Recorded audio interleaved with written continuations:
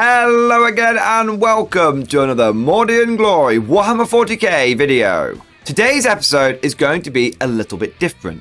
It's kind of going to be a combination of both a quick tip tactica and a bit of a meta musing, because I want to put forth a question, a simple question that I want to attempt to ask and answer, which is simply this: is the Double Dawn meta incoming? You see, I recently played a game where I used 2 Rogal Dorns for the first time. Now, I've been using one Rogal Dorn since the beginning of 10th edition, pretty much, and I found it to be a very good vehicle. Some people out there aren't a big fan of the Rogal Dorn for a number of reasons, but it's really grown on me as a unit. I found that it's very durable, it's got a lot of firepower, and it just looks imposing on the tabletop. And for the longest time, I felt like one Dorn was enough. I had this big tank, I supported it with lots of other little tanks like Leman Russes, especially Leman Russ Exterminators, and this all seemed to be really good. I kind of got in a bit of a settled pattern, but I got my second Rogal Dorn painted up. And I thought, you know what, screw it, let's just have a go and we'll chuck a list together that involves 2 Dorns. They are quite expensive at 260 points each, but if one Dorn has been doing good work for me, surely 2 Dorns will be able to get even more work done for me. That's going to be an even spicier meatball, an even bigger problem for my opponent to deal with. And wouldn't you know it, Double Dawn performed above and beyond my expectations. Often when I ran my single Dawn, it would achieve one of 2 things in a battle. Either it would have a pretty good turn on the dice, at which point it would start flattening enemy units, or it was pretty durable. I mean, it's got 18 wounds, 2+ save, it's got an inbuilt blank, so it could take a bit of a punch. But I found that with only running one unit, only one iteration of the Dawn as it were in my list, that I wasn't getting both out of my army. It tended to be cold on one thing in a turn and hot on another thing in a battle round. But by running 2, I found that the reliability, the consistency of my Dawn's performance was unprecedented. And it kind of just reminded me of that old adage that I kind of forgot about it in a weird sort of way. With the advent of 10th edition, I want to try lots of new and exciting things. I kind of forgot one of the golden rules of Guard, which is if it's worth running 1 time, it's often worth running 3 times. Now, Triple Dawn is definitely an exciting prospect, but it is a lot of points. You are looking at 260 points per Dawn, that's what, 520 points for 2 of them, so what, 780 points for 3 Dawns. That's a lot of armor, and then you've got to add the Lord Solar in to boost them. Hey, Triple Dawn could be a thing. If it's worth running once, it's worth running 3 times. But I always remember someone pointing out to me that in the Guard, if you run 1 unit, you're actually running none, because it'll just flub or fail, it'll just get blown up, it just won't perform the way you want it to in that game. But if you run 2 of them, then it's like performing 1, because one of them's going to mess up and one of them's going to pick up the slack. And it sounds crazy, because there'll be a lot of Guard veterans listening to this being like, yeah, of course, I always run triple Leman Russ. If I'm going to put 1 Russ in there, I'm going to put at least 3 Russes in there. Of course, 1 Russ always blows up, 1 Russ flubs the dice roll, and 1 Russ actually gets the job done. But with things like Rogal Dorns, they are a little bit more expensive, and as a Guard player, I tend to go for quantity over quality. If I wanted quality, I'd go for sort of Scions, or I'd go for like Space Marines. But using this Double Dawn really hammered home to me how good it is to have that backup. And so when I was using them in this battle, and it's actually a battle report that you'll be able to go and watch at the time of this video coming out, it should be able to watch it, and I'll try and make sure that's linked at the end of this video. Using this extra Dawn, I felt like I never missed a beat. One of them would tank the saves, one of them would do the damage, and between them, they were just causing so many problems. And I was facing down a reasonable amount of anti-tank. You know, I'm talking there were 2 guns that were shooting at my Dawns, which were strength 14, 8 -3, damage 3.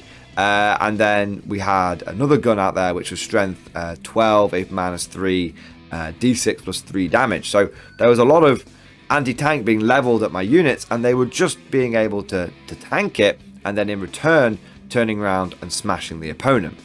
And speaking of old adages, this really reminded me of the mantra of the Guard, something that I have been saying from the beginning of doing these videos. If you go back to my 7th, 8th edition battle reports, the quality is terrible, so please forgive me. But if you do go back, you'll hear me say this phrase many times.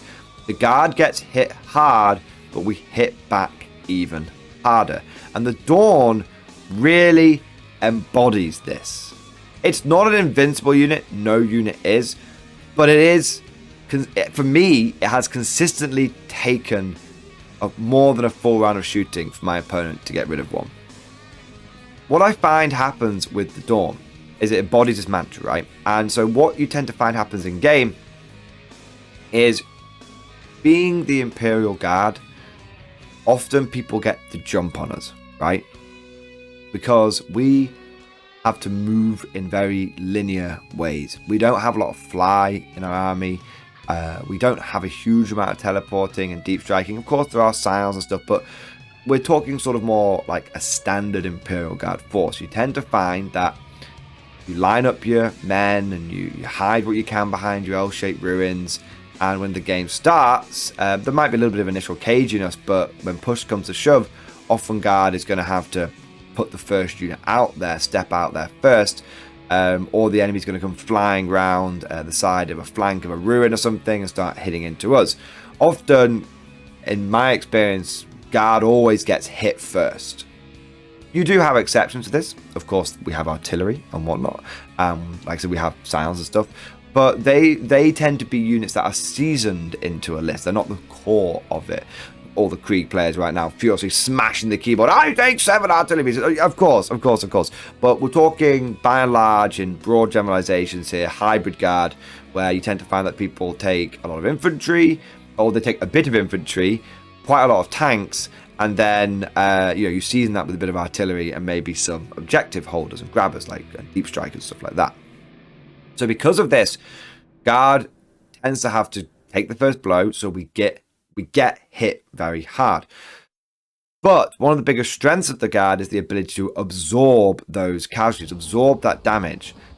And if you're able to successfully do this, it really puts your opponent on the back foot, because often your units have got more firepower than theirs. Maybe not one for one, but across the broad spectrum of the army, when we've got some very cheap, cost-effective units like Lehman Russes, being starting like 155 points. That's very tasty, getting all the firepower for that sort of that investment. Likewise with our infantry, they tend to be. If you look at like Guard infantry, like Death Corps of Krieg, they are stacked full of special weapons. If you compare this to some other light infantry choices like Fire Warriors, they have very few special weapons in there. Even units like Orcs, if they go down the shooter boy sort of route, well, they might have a couple of big shooters in there. And if you look at like Space Marines as well, their units tend to be very homogenous. There's not a lot of special weapons inside those intercessors and those infiltrators and stuff like that. So what this means is Guard units, we have that quantity where we can get hit hard. Our 20-man blobs have got like 10 or 11 guys with lasguns that can just get killed first.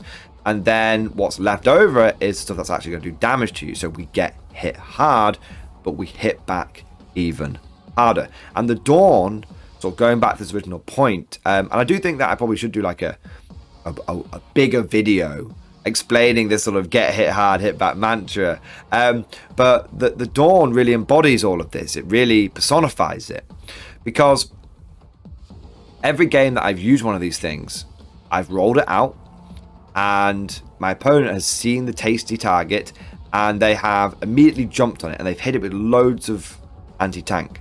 But between the fact that it's got a 2+ save, it can easily benefit from cover, so it will be able to, even when hit by an AP -3 weapon, it's going to have a 4+ save. The fact that you can put smoke on it as well to make it -1 to hit, as well as that also giving it cover even if it's stuck out in the open. there's easy access to various support units, like the regimental engineer, which can give it a 4+ invulnerable save if you start getting hit by, AP -4, like Melter and whatnot. And also can repair D3 wounds on it.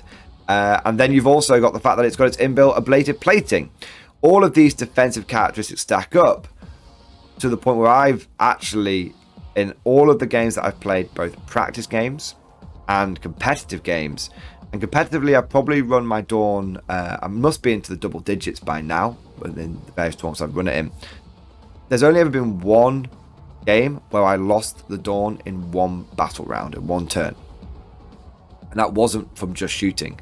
It was when I was using, I think it was my hybrid guard army, and I went up against Death Guard, and my Dorn got hit by 3 Death Guard predators who were all being buffed by Mortarion for like ignoring hit penalties and like rerolls, stuff like that.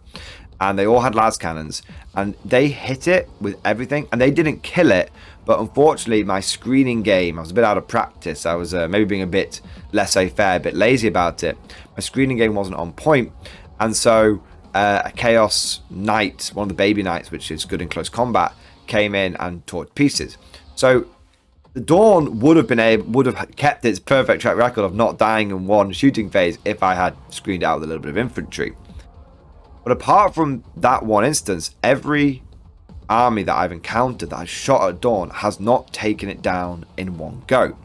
They've damaged it. Hell, they've sometimes really hurt it. But they've not taken it down in one go. And this includes everything from Necrons and Doomsday Arcs and Eldar and Fire Prisms and Votann and their exosuit guys with the grav guns. The whole spectrum has tried taking the Dorn out in one go and hasn't been able to do it. So the Dorn being able to do this is really good, and it's very important because it separates it from things like the Leman Russ.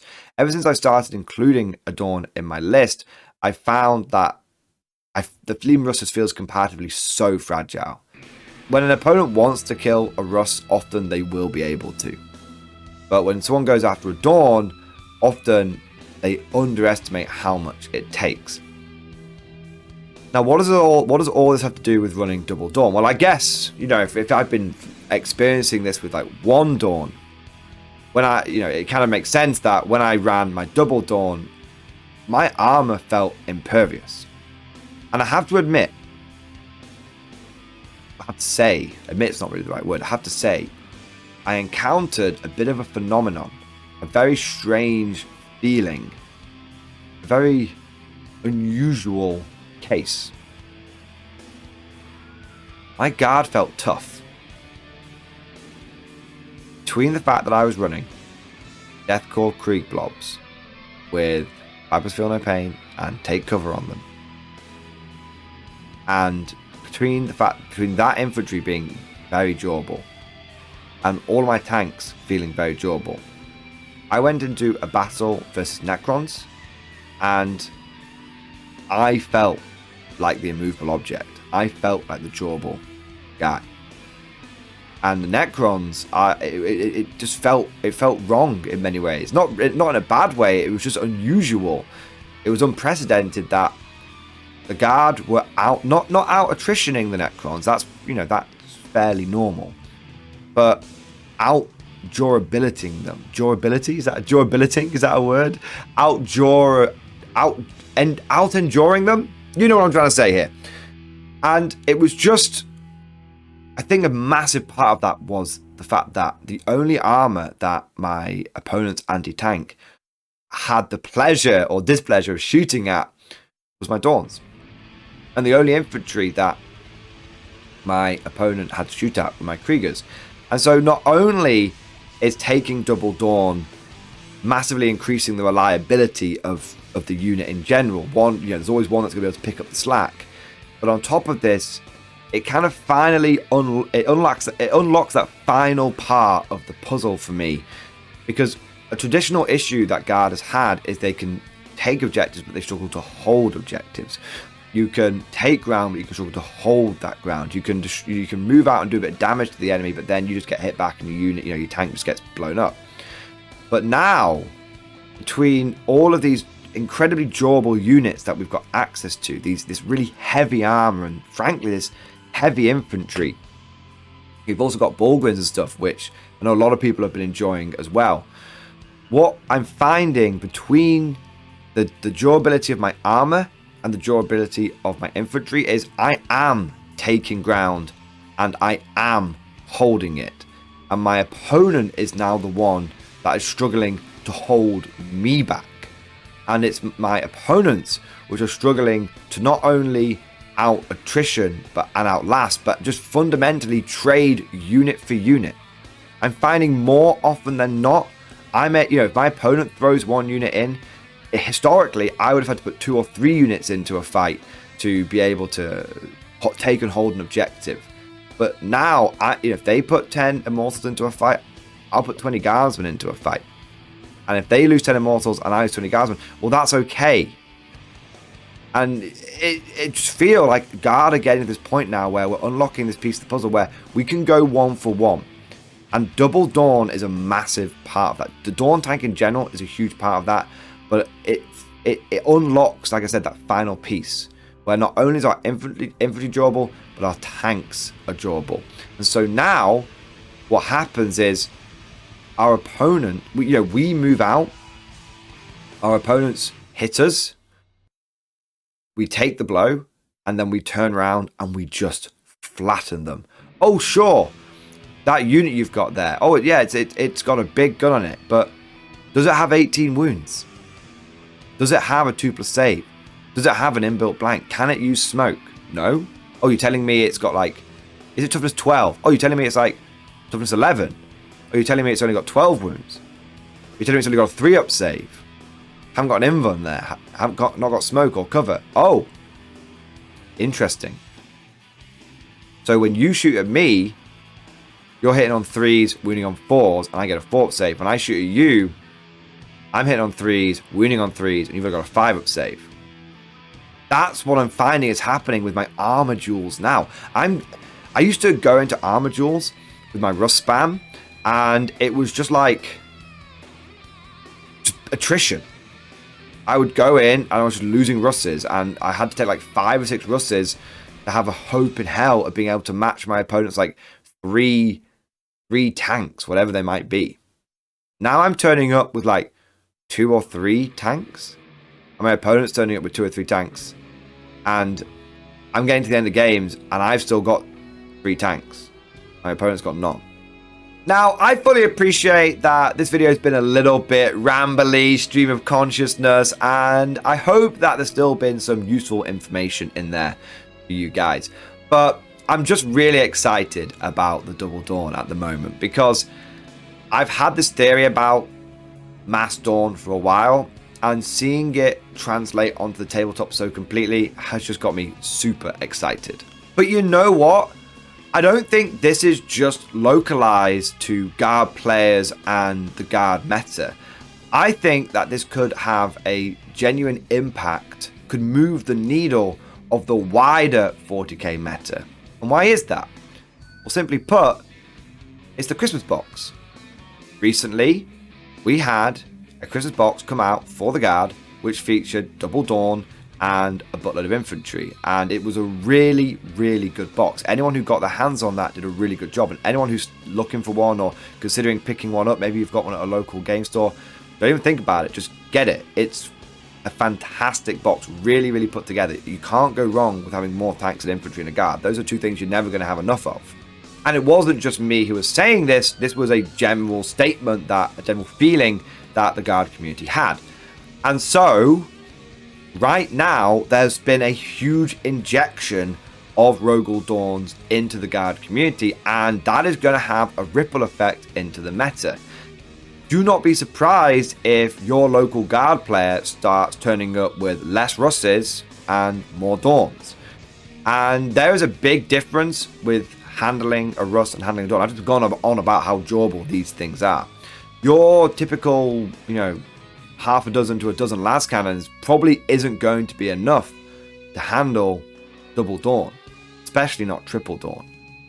And I think that with tanks being very prevalent, and tanks and monsters, big drawable units, being very prevalent and very meta in 40k right now, Dorns are going to fit into that meta very nicely. But they're going to shift the needle because people have kind of been building their list to deal with tanks, but they've kind of been focusing on how to deal with a lot of medium arm, a lot of stuff that's toughness 11 and has a 3+ save. That's what a huge amount of Space Marine armor has, or a lot of the Space Marine dreadnoughts as well, right? They're not toughness 12, they're less than toughness 12. They've got maybe a 3+ save. Some of them might have a 2+ save, but a lot of them are either T11 with a 3+ save or slightly less toughness than that with like a 2+ save. But long story short, they're not toughness 12 with a 2+ save with 18 bloody wounds. And if we start seeing a lot of this heavier armor appear on the competitive scene, appear in regular games, you are going to find that people are going to have to up the amount of anti-tank that they have even further.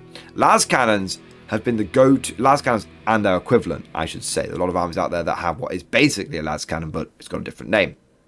Las cannons and their equivalent have kind of been a staple for a lot of factions out there. Look, just take a lot of these weapons, a lot of lances, a lot of las cannons, and you'll be able to deal with a lot of this medium armor that's been flying around the place. Suddenly, wounding on 4s instead of wounding on 3s is going to be very, very risque. You ask any veteran Harlequin player, right? I know, I know, bit of a weird twist, but bear with me.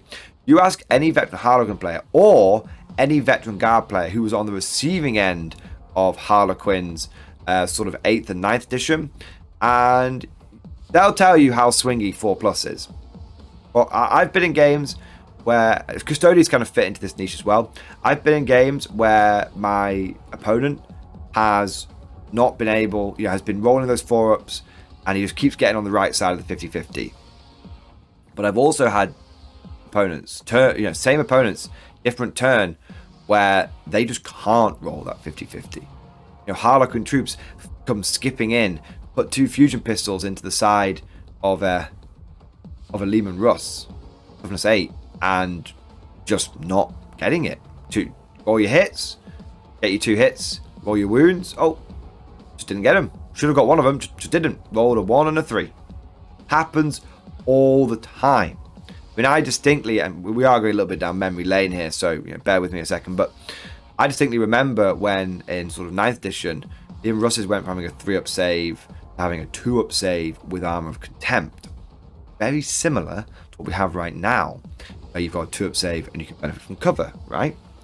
And I remember my Lehman Russes going from just popping anytime a Harlequin looked at them, suddenly hitting on 4s because I pop smoke, they're wounding on 4s, and I've got a 5+ save versus their melter. Now, that exact scenario translates into what we're talking about with the Dorn right now.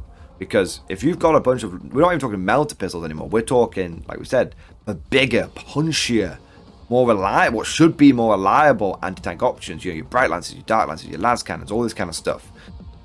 Suddenly, they're focusing down on one of your Dorns. Well, that Dorn pops smoke. Okay, well, normal ballistic skill is 3. Now you're hitting on 4s. Alright, so now half of those things aren't hitting. Now they're wounding you. They're not wounding you on 3s like they would do if it was a Russ. No, they're wounding you on 4s. And it comes over to you, and a lot of AP in the game has been reduced. And if they are hitting you with something AP-4, like they've got that tech priest with the 4% vulnerable save, either way, it's a 4-up. And so, if you fire something, it's probably not a good. I'll try and do a quick bit of math hammer here, but you guys know what I'm like with my napkin math hammer. Someone fires, let's say, 8 las cannons or 8 bright lances at you. Well, they hit 4 times, and then they wound twice, and then 2 of those wounds go through. Well, they wound twice, sorry, and only 1 of those wounds goes through. But you know what could happen? None of those wounds go through, because you could just, if it's a really big shot, you could just go, oh, I'll blank it with the blade of plating. Just blank that. No, thank you. And then you roll your dice on the other one, and you can pass it. Obviously, we're not taking into account rerolls and stuff here, and you've got things like fate dice, of course. But the point is that is 8 Even if you had, that's 8 Bright Lancers which are just doing nothing. That's 8 Lascars which are just doing nothing. Even if you take into account rerolls, at best, let's say you get 2 of them. Let's say, same scenario, but between rerolls and whatnot, two of those wounds go through. Even if they do maximum damage, they're only doing 14 wounds. Rogal Dorns have got 18 wounds. Tech Free stood by, on average, heals 2 wounds. Boom, it's not even degraded anymore, because having a great time. Just popping off. And then you've exposed a lot of your flimsy anti-tank units, and they get smashed, just like what we were talking about before. Get hit hard, hit back even harder. And so I think that with this injection of Dorns, with the fact that Guard is quite a common faction, you know, I've never been to a game club that hasn't been at least 1 or 2 local Guard players, not including myself. I think that the Rogal Dorn, Double Dorn meta, if it is incoming, and I strongly believe that it is something that Guard players should explore if they have the opportunity to. If it is incoming, and it becomes common enough and becomes prevalent enough, it's going to move that needle on the meta. People aren't going to be able to rely upon their standard anti-tank. They're going to have to bring the even bigger, more expensive, more punchy anti-tank guns. And that will have a knock-on effect, because often if you have to bring more anti-tank, you're going to have less anti-infantry. Well, when you start getting things like Hybrid Guard, which are 80 infantry as well, going to put players potentially in a very difficult position where they're like, do I have enough anti-infantry? Do I have enough anti-tank? And even if you're not the kind of Guard player that's running lots of infantry, instead you're leaning more towards the Bullgrin meta. I know a lot of Guard players out there are spamming Bullgrin now. That pushes the needle even further. Because now the Guard infantry needs anti-tank to be killed with. And the Dorns need even more anti-tank. There's definitely a potential here for Guard heavy armor to have an impact not only on the local meta, not only on the Guard meta, but also on the big meta. Well, at least that's what I think. But of course, all of this is just like my opinion, man. Let me know what you think down in the comment section below. Are you a fan of the Rogal Dorn? Have you noticed that boost in durability? And have you been running 1, 2, or 3 of them? On the flip side, have you been facing down a lot of Dorns recently? How has it impacted your games and your list building? If you enjoyed today's video, don't forget to smash that like button. I know it's a little cringe asking for likes, but I can tell you wholeheartedly, it makes a really, really big difference. The YouTube algorithm is like the Emperor's Golden Throne, except for instead of feasting on the souls of psychers, it feasts on likes. Also, if you like this video and you want to hear more stuff like this, more meta musings and tactics and unit reviews and stuff like that, then don't forget to smash that subscribe button to never miss an episode.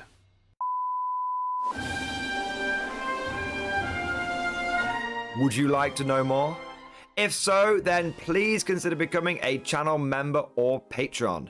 By supporting the channel, not only will you be doing your part, but you'll also be helping me create more content for your viewing pleasure and unlocking a whole host of perks. You get everything from a badge next to your name, custom emojis, but the big one is access to the Mordian Glory Discord server, an online community with almost 2,500 active members. It's always popping off in the MG Discord. We've got channels for army lists, hobbying, tactics, stories, and even a pretty spicy meme section as well. For all you greenhorns that wanted to see the Mordian glory hole, today is your lucky day.